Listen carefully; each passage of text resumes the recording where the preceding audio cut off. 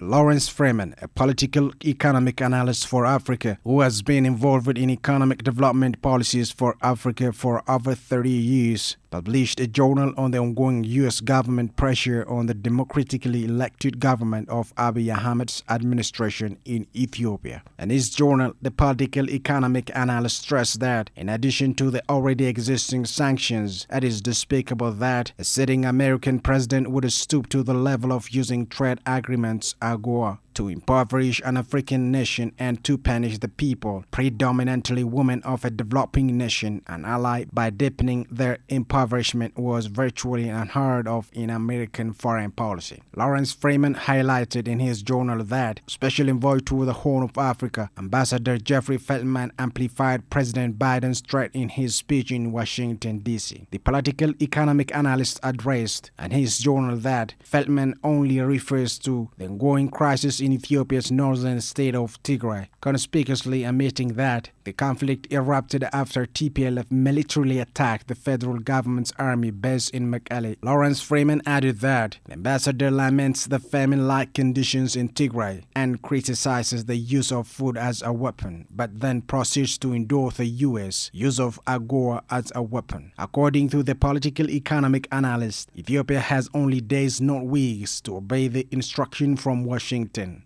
Only in parentheses does Feltman meekly comment that the U.S. also insists TPLF stop its military advance. However, no punishment or threats have been issued by the U.S. against the insurrectionists commensurate with those leveled against the government of Prime Minister Abiy Ahmed. In his journal, Lawrence also commented on Foreign Affairs magazine, which published an article with the inflammatory title about Ethiopia's existence. The political economic analyst stated that the author suggested a palace coup of the elected Prime Minister of the second largest nation in Africa with over 110 million people. The only sub-Saharan African nation never colonized is extremely dangerous and should be frightening to all Africans. The authors also proposed a transitional government, which again includes the removal of Prime Minister Abiy. It also calls for greater ethnic autonomy, hardening of ethnic identities, rather than forging a unified Ethiopian identity. Lawrence Freeman concludes his journal commenting on the previous and the current stance of U.S. government that it now entering the second decade since the same cast of characters currently advising President Biden previously in the Obama administration implemented regime change in Libya, assassinating President Gaddafi. Hundreds of thousands of Africans, if not millions, living in the Sahel have suffered as a result of this geopolitical adventurism. Obama said he was sorry and it was a mistake. That is not an acceptable excuse. We cannot let President Biden follow in the deadly footsteps of his predecessors. Let our voice resonate through the U.S., Africa, and around the world. No regime change in Ethiopia, Lawrence added.